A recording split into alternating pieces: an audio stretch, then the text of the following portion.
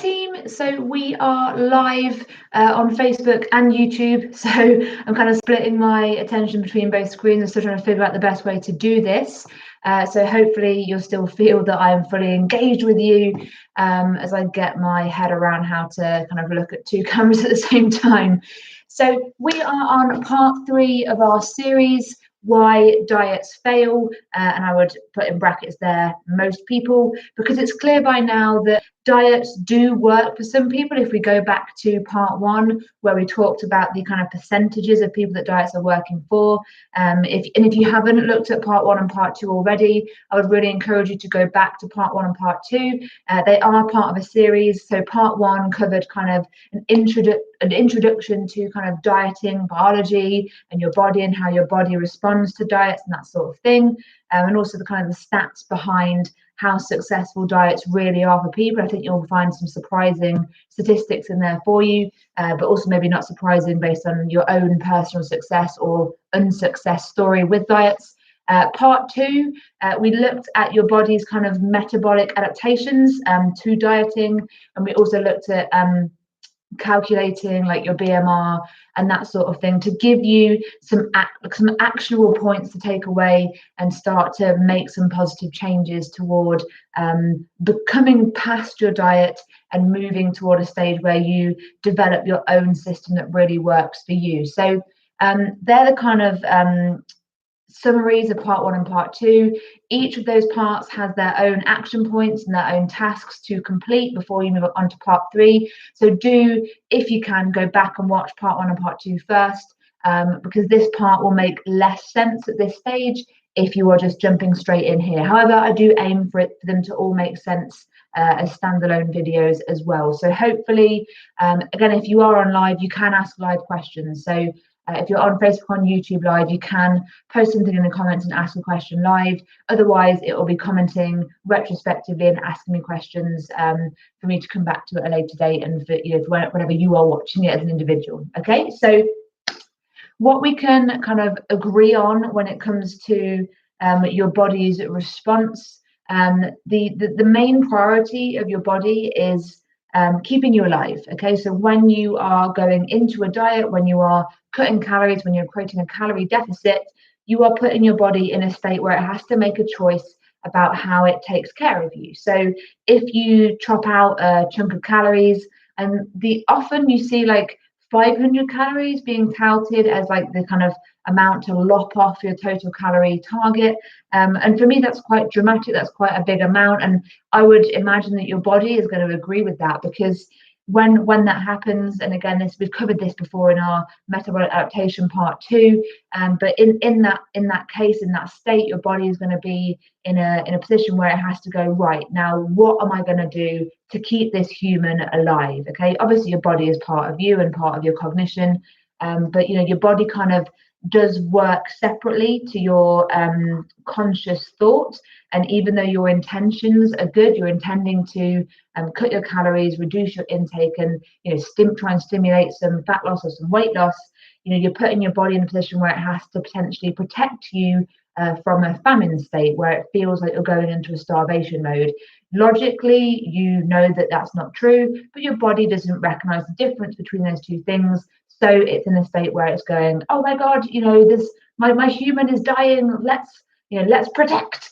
So in this case, again, those metabolic adaptations were covered last time. This time we're just going into a bit more depth on kind of storage of nutrients and fat inside the body and how your body responds in regards to those things. So when we've gone through all the metabolic adaptations from part 2, your body will also then look to prioritize this storage, and in doing so, it will reduce fatty acid oxidation in your fat cells. So basically, your fat cells are kind of processing fats or fatty acids inside them, and it's kind of burning them so that they're not being stored. And this happens in all fat cells, and this is just a nice turnover of events. If you're eating at like a maintenance, you'll just have a nice kind of flow of those fats through those fat cells, like all of the nutrients get processed through the body. And generally, if we're not eating in excess, then we're not going to be storing those things. So in the case where you are in that kind of famine or protective state, that your body is going to reduce how much those fat cells oxidize or process those fats, and it's going to prioritize keeping the fats inside the cells rather than processing them. Okay, so the other thing that it does, it will also increase the expression of genes that code for fat storage. So when you put your body in a famine state, you're kind of switching on or activating the genes that are priming you for storing fat inside your body. And this happens even if you are in a calorie deficit. So in this dieting state, in this deficit state, you are priming your body, particularly if you've gone too dramatically, too low, too kind of bigger jump from where you were to where you've intended to be. If in that state, even if you are in a dramatic calorie deficit, you are essentially priming your body for storing more fat, and that's obviously the opposite effect of what you are aiming for. You are cutting out calories because you are trying to lose more fat and get rid of more fat. And in this case, we are potentially switching on genes that are going to code, going to instruct our body to store more fat. So this kind of came from an evolutionary perspective. If we can think about it, when we were cave people, we were kind of roaming around, hunter-gatherers, we didn't know when our next meal was coming from. We had to scavenge, we had to seek out kind of potentially really big meals. If we found and killed an animal or came across a beehive with loads of honey, we had to almost like glut ourselves on the food because we just didn't know when the next meal was coming. So we kind of evolved to store those extra calories, to minimize the losses of those calories, and to basically, absorb everything possible so that we avoided that famine state. So that it had that extra storage capacity, so that we weren't kind of moving into famine on a regular basis, because that just didn't feel very good to your body. Okay, so that is essentially what is happening. Your body is burning less fat, so it's storing more, and it's also switching on genes that are priming you, prepping you for more fat storage. Okay, and we also have this thing called an increase in efficiency of refeeding. So when you've been dieting, we don't induce thermogenesis. And thermogenesis means the dissipation of heat from when you've digested your food. We kind of give off this excess of heat as part of the chemical process of digestion. So when you're eating at maintenance or eating in surplus, you will give off more heat and more energy. You'll kind of waste it into the environment because you have that extra energy, those extra calories to waste. If you're eating in a surplus or at maintenance, your body is not really worried about storing the extra and about kind of pinning every calorie inside the body. However, when you are a dieter, when you're in that diet kind of response, when you're in that strong caloric deficit, you will not have that same response. Your body will adapt to store as much energy as possible because it cannot afford to waste it. Okay, so you've got to kind of cast your mind back to when you've done diets, when you've done heavy restriction periods, when you've done kind of a big calorie deficit. And when you've finished that diet, because typically diets tend to be 6 weeks, 8 weeks, 12 weeks, 16 weeks, a kind of a short amount of time in respect of the length of your lifespan. So when you have finished a diet, it probably felt like you only had to eat something fairly small and it all kind of clung onto your body compared to before the diet. So before the diet, you might have had an element of kind of metabolic flexibility where you could eat a bit more and you didn't really gain weight, but you still knew that you wanted to lose a bit of weight, but you weren't that worried. Diet after diet after diet, your body loses that metabolic flexibility, and essentially post diet in that state, you're in a position where your body, when you refeed on calories, so when the meals that you have when you come out of your diet, essentially, you might have been in a period of restriction for 8 weeks.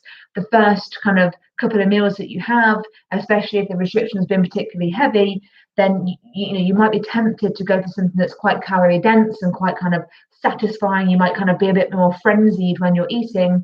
So in that situation, it can often feel like you're just eating and it's all just sticking straight back onto your body and kind of almost undoing all the hard work that you've done. So it's it's very possible to gain body fat from one meal if you've been in this situation where you've been in a strict low calorie or big calorie deficit diet phase, and then you suddenly start refeeding and adding more calories in and getting a big kind of increase and influx in those calories. In that state, coming out of that diet, your body will have a better efficiency of refeeding. Okay, so if you understand what that means, we're kind of when you're taking the food in, you are hammering those calories and your body is clinging onto them like it's a lifeline, because to your body it is a lifeline. Okay, so in that state, it's very possible to gain fat in one meal. If you go from dramatically low to dramatically high, you can very much gain fat from that one meal. So we just have to be very careful. If you are phasing, if you're coming out of a diet, we need to have a phased approach where you're almost like doing like a reverse diet almost. So where you're kind of building your calories back up to a normal level. So if you, for example, dieted down to quite a low calorie level, or you have done naturally over the years because you've just found that your body can't tolerate a lot of calories anymore, then you've got to bear in mind that if you want to work your calories back up, if you want to start eating more again and start building your metabolism, then you're going to have to do this in a kind of slow phased approach so that you're not overloading your body and not kind of putting your body or shoving your body into this storage state where, again, low oxidation, increased fat storage, increased gene expression, and increased refeeding. Okay, increased efficiency of refeeding. Okay, so if you're coming from that family, just bear that in mind, and you've got to think about the long term. Okay, either way of doing it, whether you're thinking about going into a diet phase at the moment, we've got to think about dieting down slowly. Or if you're going into weight loss phase, dieting down slowly.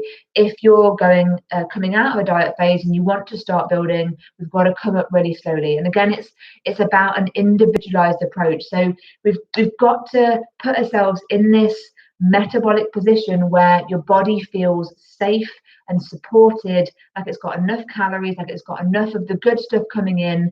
We're not in a massive surplus, we're not in a massive deficit, we're not kind of going too far away from the equilibrium. We're putting ourselves into that safe space where the body will respond in a positive way. Okay, so the actions that I want you to take today is to connect with me on my Fitness Pal. So in part 1 and part 2, I asked you to start keeping a food diary.